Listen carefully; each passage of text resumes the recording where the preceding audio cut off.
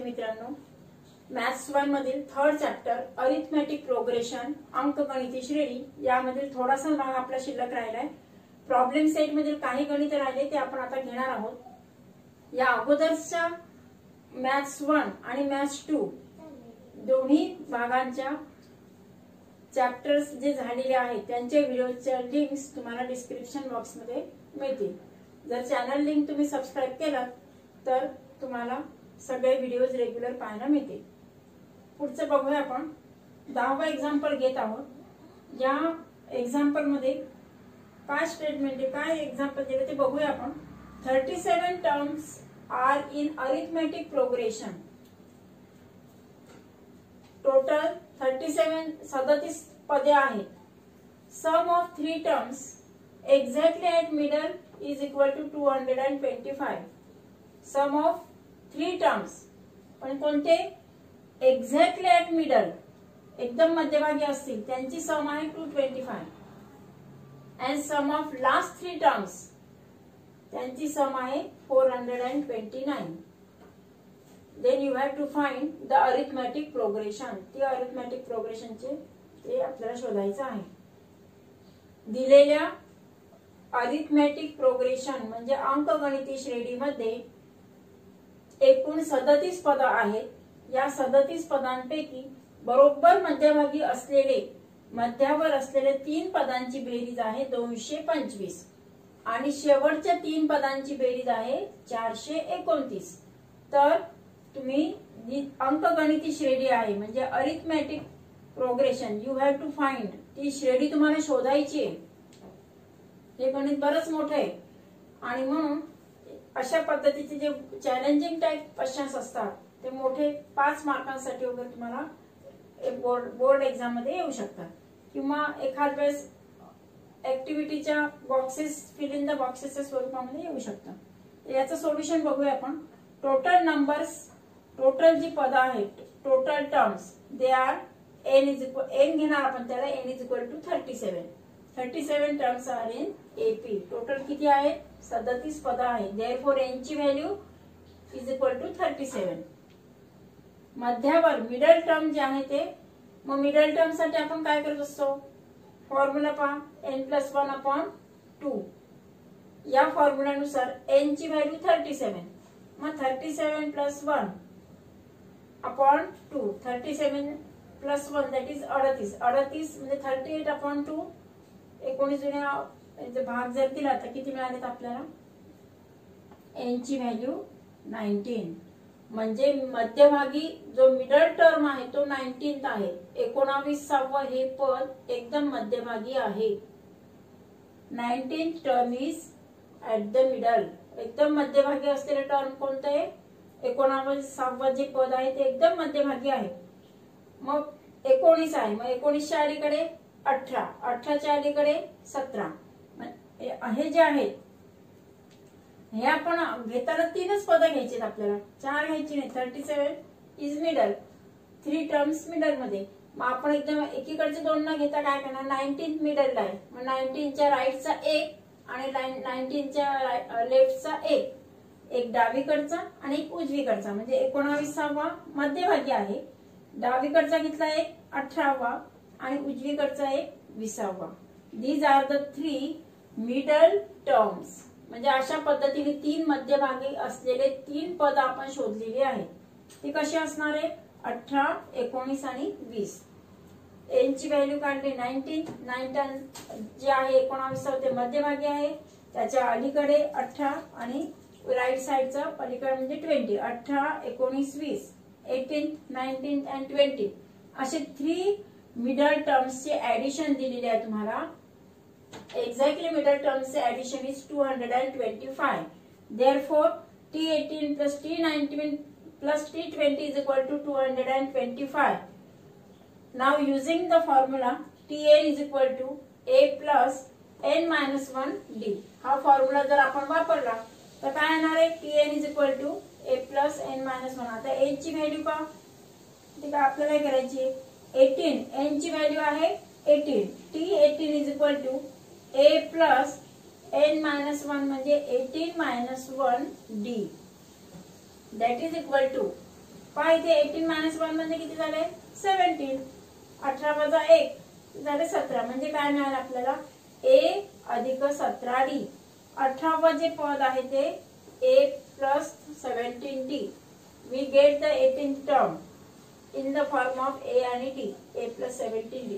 आता पुढचा 19 बघूया. t19 term is equal to a plus 19 minus 1 into d. That is equal to a plus 18d. 19 वजा 1 18. a plus 18d. 20वे पद 20 term we have to find a plus 20 minus 1d. 20 minus 1 म्हणजे 19. मग किती झाले a plus 19d.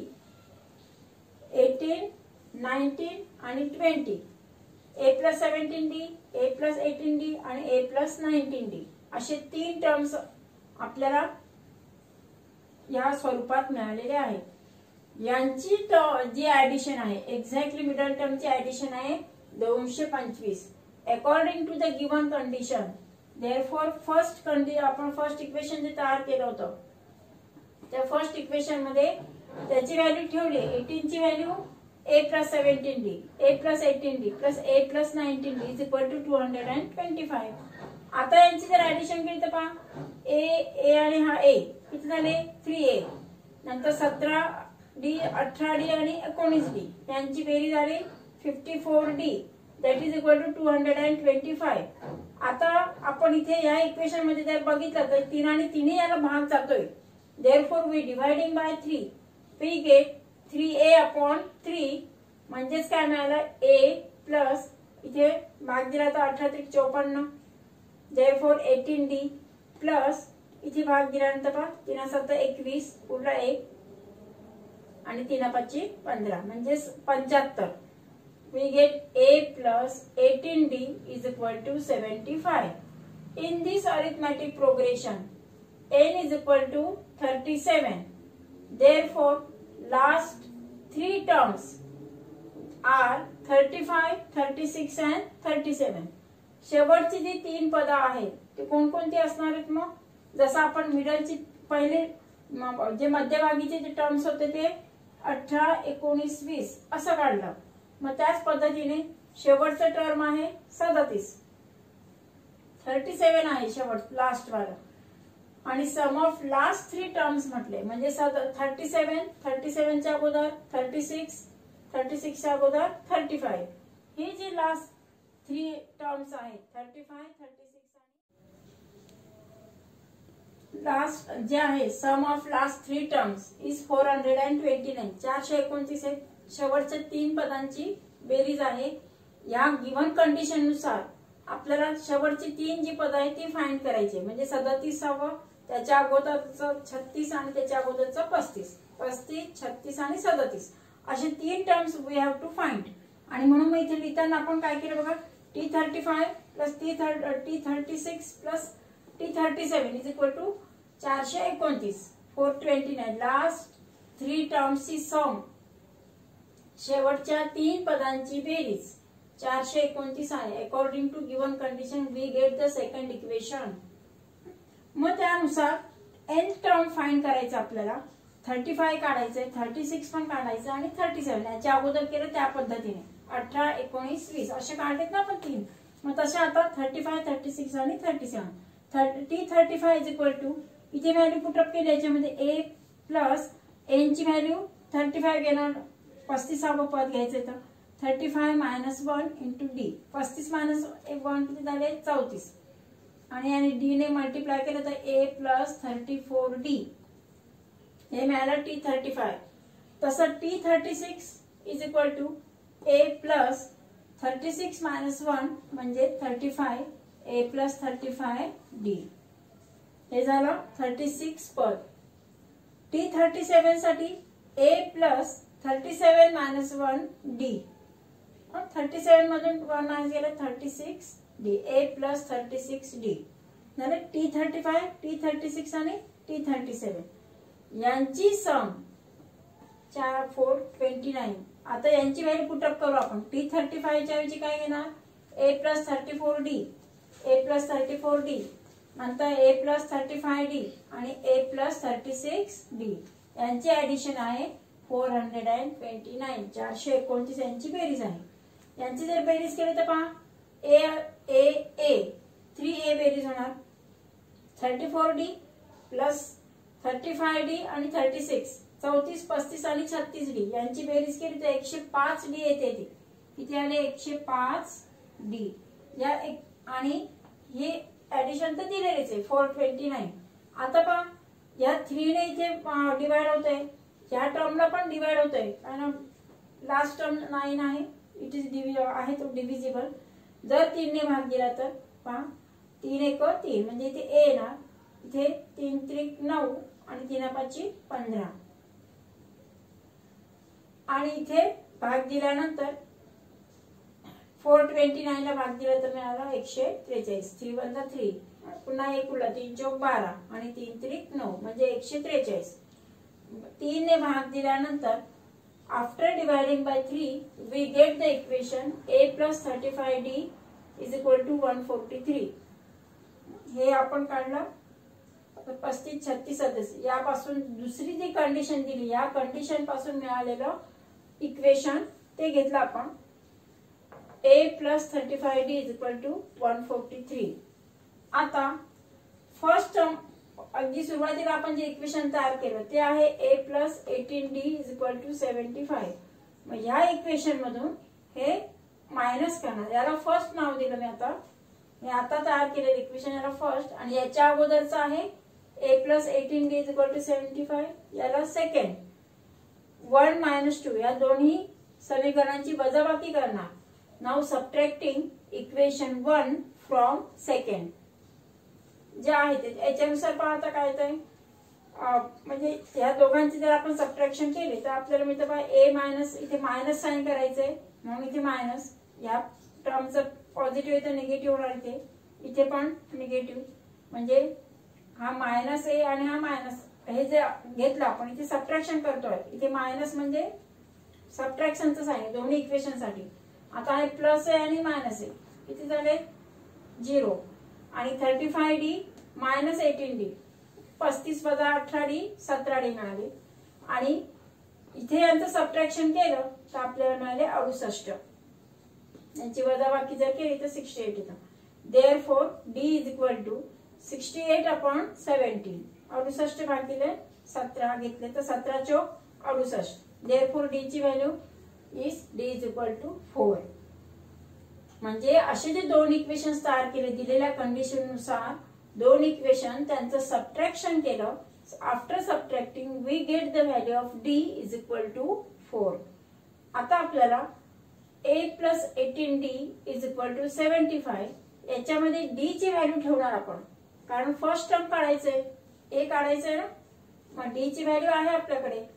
Now substituting the value of D we get A plus 18D 18 गुणिले 4 18 चौक 72 A plus हे झाले 72 आणि हे इकडचे 75।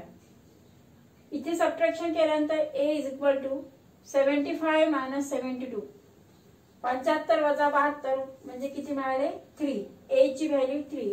A म्हणजे काय तर फर्स्ट टर्म, आपण जे फर्स्ट टर्म घेत असतो T1 is equal to A is equal to 3 म्हणजे फर्स्ट टर्म मिळाला आपल्याला 3। सेकंड टर्म काढायचं असेल तर आपण फॉर्म्युला कोणते वापरतो बघा, T2 काढायचं असेल तर T1 प्लस D, T5 काढायचं असेल तर T4 प्लस D म्हणजे प्रिव्हियस टर्म प्लस B अगोदरचं पद अधिक कॉमन डिफरन्स जो सामान्य पद आहे तो आपण त्याच्यामध्ये मिळवतो। त्यानुसार T2 is equal to T1 plus D म्हणजे T1 ची व्हॅल्यू 3 घेतली प्लस 4 कॉमन डिफरन्स काढलेलाच आपण 4 म्हणजे 3 प्लस 4 मिळाला 7। पुन्हा मला नेक्स्ट टर्म काढायचं T3 साठी पुन्हा आता T2 ची व्हॅल्यू आहे 7, T3 is equal to T2 plus D आपली T2 ची व्हॅल्यू 7 प्लस 4 7 अधिक 4 11 we get T3 is equal to 11। तसं T4 काढायचं असेल तर T3 प्लस 4 म्हणजे 11 प्लस 4 15 म्हणजे अशा पद्धतीने आपण ती पदं काढू शकतो। तर आपण पहिले तीनच पदं घेतली, T1 आहे 3, T2 आहे 7 आणि T3 आहे 11। आणि मग लास्ट टर्म काढायचं आपल्याला T37. T37 काढण्यासाठी A प्लस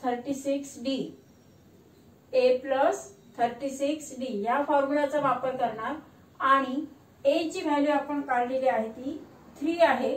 सुरुवातीला आपण काढली होती ती A ची व्हॅल्यू 3 प्लस आणि 4 ची व्हॅल्यू इथे घेतलेली आहे D is equal to 4. 36 into 4 किती झाले ते 103 अधिक 144 किती मिळाले 147. म्हणजे लास्ट टर्म जो आहे तो आहे 147. पहिले 3 टर्म्स काढले T1 T2 T3 आणि नंतर लास्ट टर्म T37 काढला आपण. आणि आता आपण अंकगणिती श्रेणी तयार केली. कशी ती बघा. The arithmetic progression is 3 7 11 dash dash dash किती लास्ट टर्म आहे 147 147 3 7 11 dash dash dash 147. This is the arithmetic progression. आपला जे गणितावरून आता आपण सोडवलं त्याचे अंकगणिती श्रेणी आहे. म्हणजे अशा पद्धतीने जी मोठी गणित आहेत वर्ड प्रॉब्लेम यासाठी तुम्हाला त्याचं म्हणजे जास्तीत जास्त प्रॅक्टिस करणं गरजेचं आहे.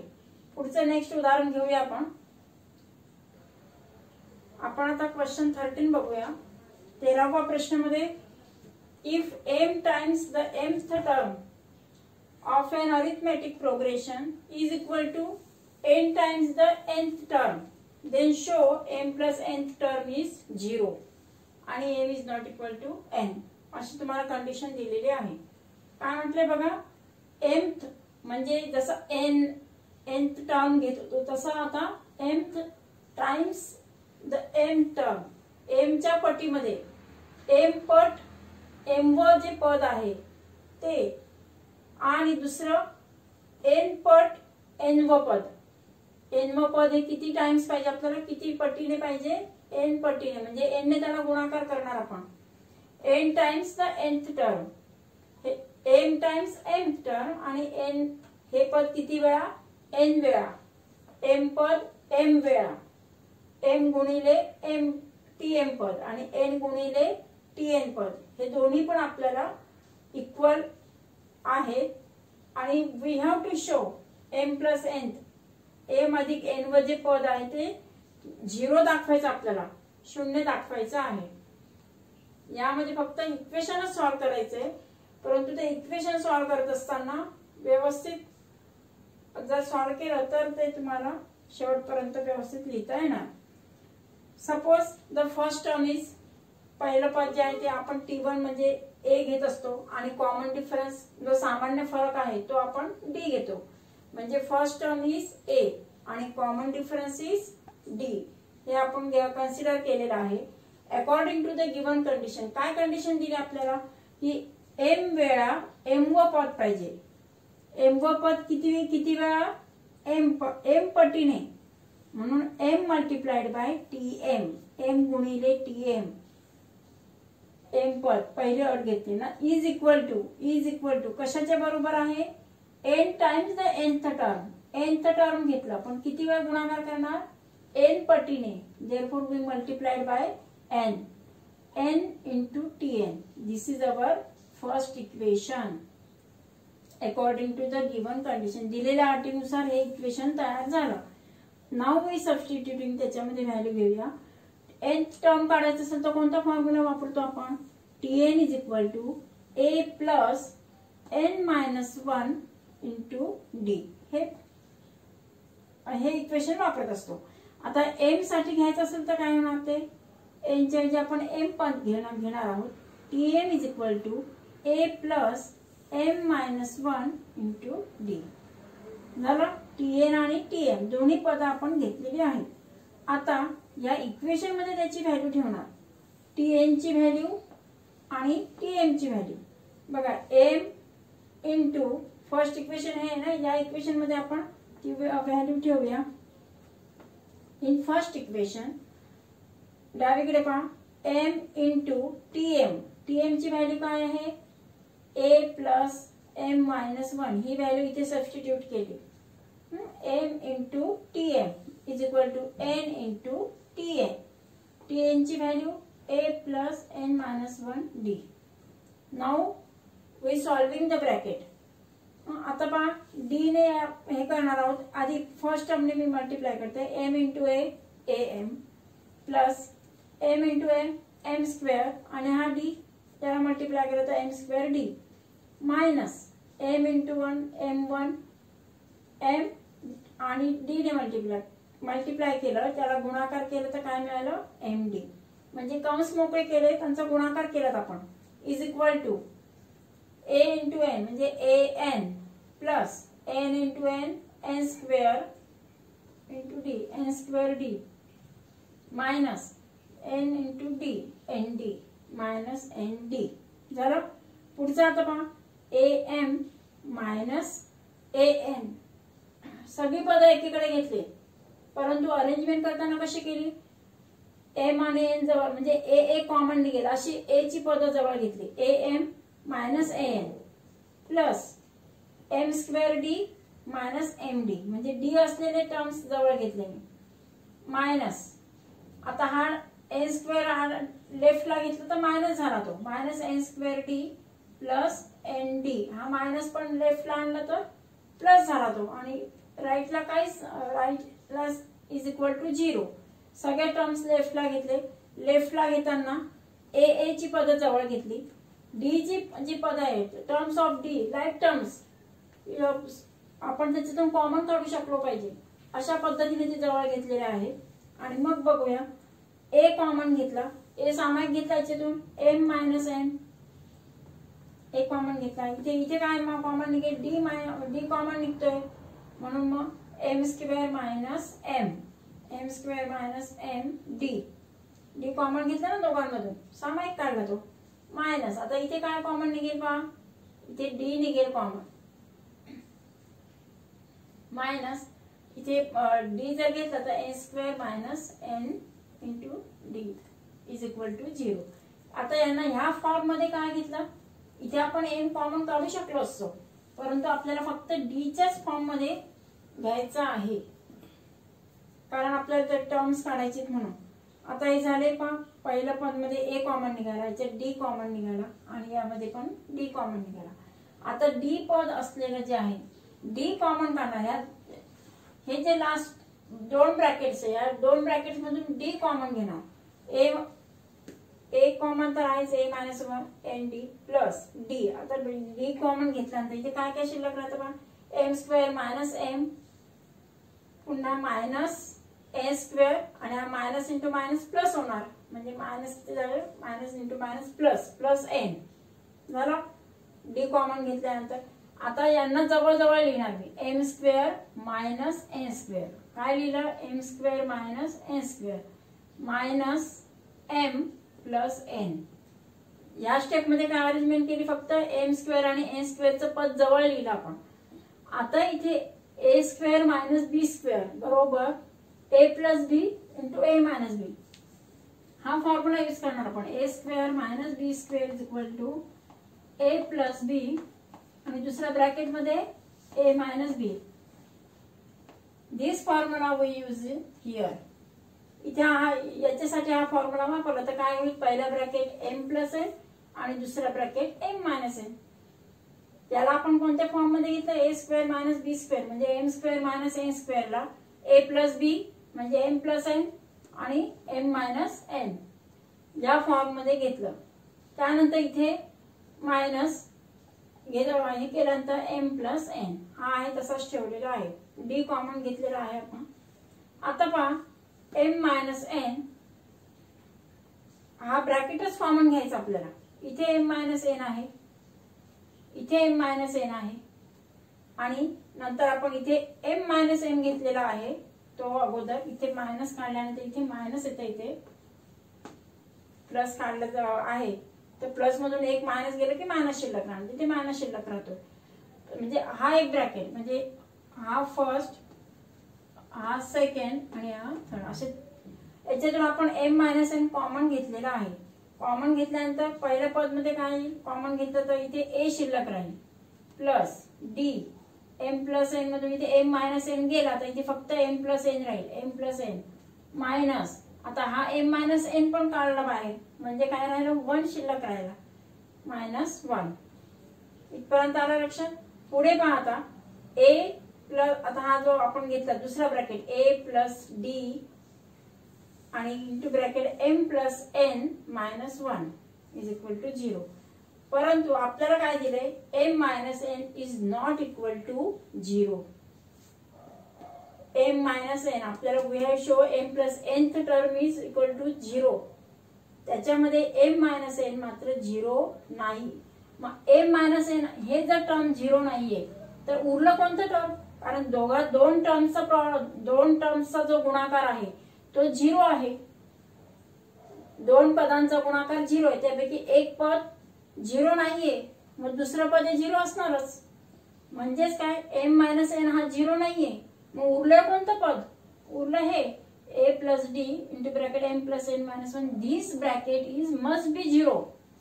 आणि म्हणून t आणि हा टर्म कोणता आहे, तर तो टर्म म्हणजे tm प्लस n, म्हणजेच a plus m plus n minus 1 d. हा जो टर्म आहे तो m प्लस n चा टर्म आहे तो 0 आहे. का, तर m minus n is not equal to 0. आणि आपल्याला ते शो करायचं ना, हे म्हणजे कोणतं पद आलं, m प्लस n, म्हणजे m मायनस n हे टर्म 0 नाही, तर उरलं कोणतं टर्म, m प्लस n चं टर्म उरलेला आहे. Therefore tm plus n is equal to 0. म्हणजे अशा पद्धतीने आपण m प्लस n टर्म हे जे पद आहे ते 0 दाखवलंय. फक्त काय दिलेले कंडिशन वापरली, ते ब्रॅकेट सॉल्व्ह करत गेलो आपण, आणि कुठे कोणते फॉर्म्युला वापरायचे ते महत्वाचे आहे. त्यानुसार सबट्रॅक्शन करत करत दोन टर्मचा गुणाकार आला. पहिला टर्म m मायनस n, दुसरा टर्म दुसरा ब्रॅकेट, तो ब्रॅकेट 0 आहे, कारण m minus n is not equal to 0. या कंडिशन नुसार ते एवढं शो आपण केलेलं आहे.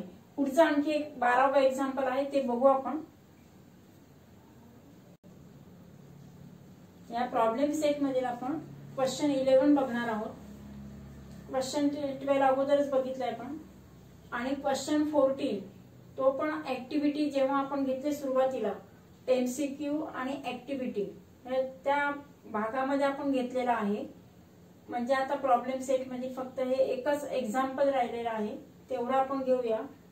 यामध्ये पण काय विचारलेलं आहे, if first term of an arithmetic progression is a, second term is b and last term is c, then show that Sn is equal to a plus c into bracket b plus c minus 2a upon 2 into bracket b minus a.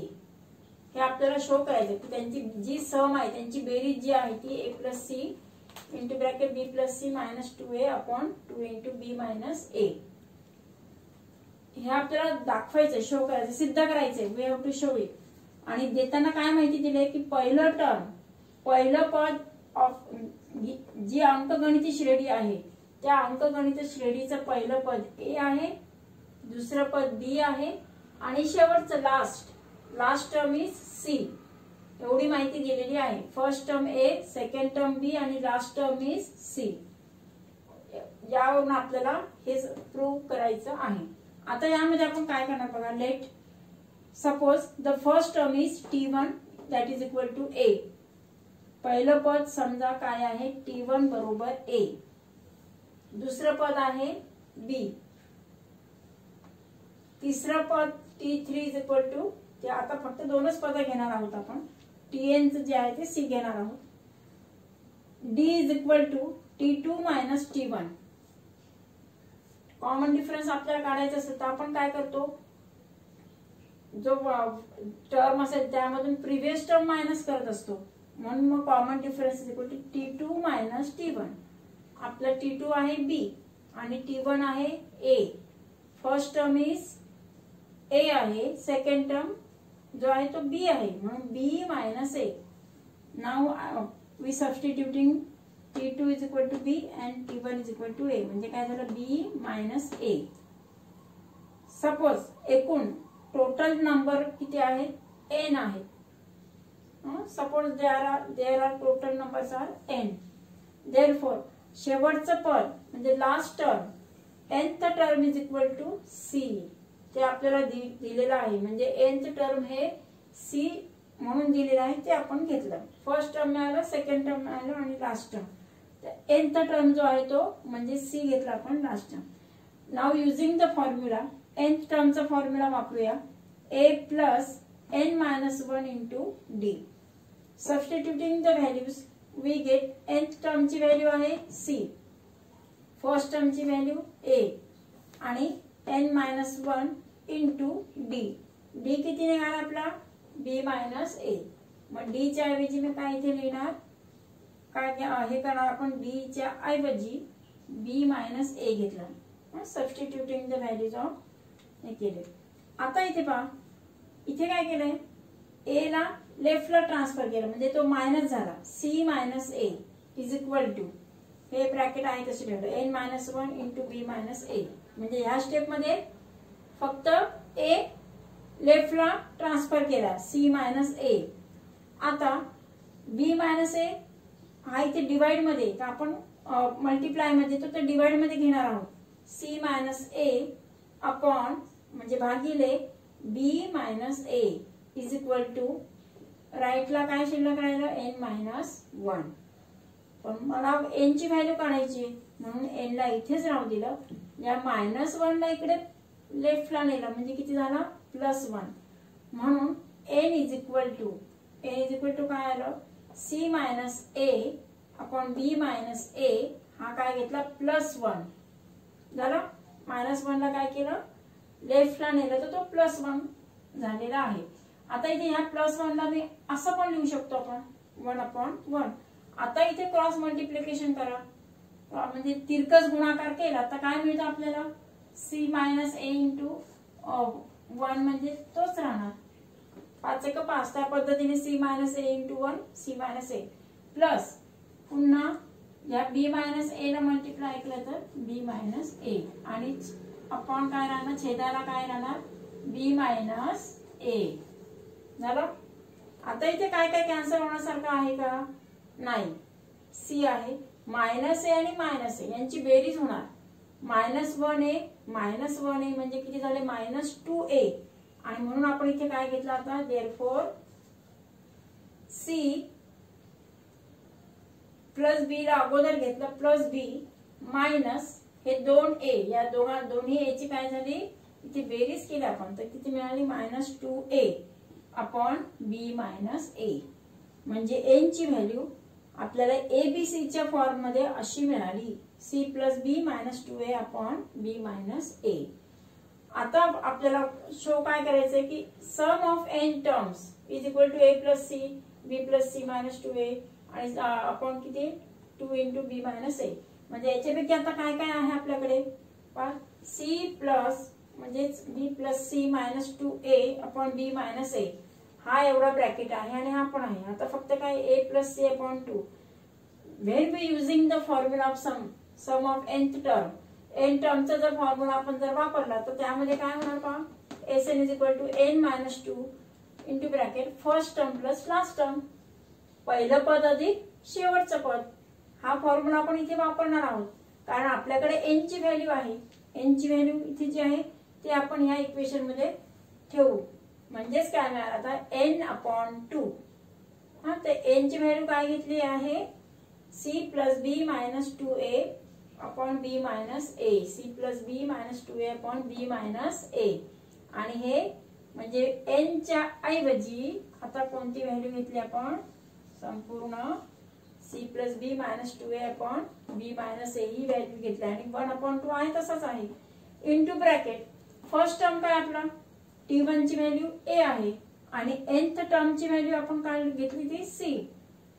म्हणजे t1 is equal to a आणि tn is equal to c. Now we substituting the value of t1 and tn. t1 ची value a plus tn ची value c. a plus c तिथे ठेवली. Now we solving the bracket. We get काय मिळतंय पहा, a plus c. इथे जर आपण हे जर केलं मल्टिप्लाय केलं तर आपल्याला मिळतंय a plus c into bracket b plus c आहे घेतलं b plus c minus 2a upon b minus a. आणि हा जो ब्रॅकेट तो a प्लस c इथे सुरुवातीला घेतलाय काय बदल नाही केला, फक्त काय केलं, अरेंज केला. a plus C this bracket we write first. Numerator मध्ये आहे, तो न्यूमरेटर मध्ये मल्टिप्लिकेशनच्या फॉर्म मध्ये ठेवलेला आहे, अंशामध्ये असल्यामुळे गुणाकाराच्या स्वरूपात ठेवलं. बस दॅट इज द. तेच तर आपल्याला सिद्ध करायचं, तेच तर प्रूव्ह करायचंय. a plus C into bracket b plus C minus 2 upon 2 into b minus a. This is the sum of n terms of the given arithmetic progression. अंकगणिती श्रेणीतील n पदांची ही बेरीज अशा पद्धतीने आपल्याला मिळेल, जेव्हा फर्स्ट टर्म a असेल, सेकंड टर्म b असेल आणि लास्ट टर्म c असेल. म्हणजे अशा पद्धतीने ही जी वर्ड प्रॉब्लेम आहे, चॅलेंजिंग टाईपचे प्रॉब्लेम्स, यासाठी तुम्हाला जास्तीत जास्त सराव करणं गरजेचं आहे. या प्रॉब्लेम सेट मधील आपले सगळे उदाहरणं झालेली आहेत. जे 14वे एक्झाम्पल होतं ते पण आपण फर्स्ट मध्ये घेतलेलं आहे. आता आपण पुढच्या भागामध्ये नवीन न्यू चॅप्टर जो आहे 4th लेसन अर्थनियोजन, तो आपण घेणार आहोत. आणि अगोदरचे जे भाग आहेत ते तुम्ही त्याच्यामध्ये हे सोडवलेली उदाहरणं बघू शकता. थँक्यू.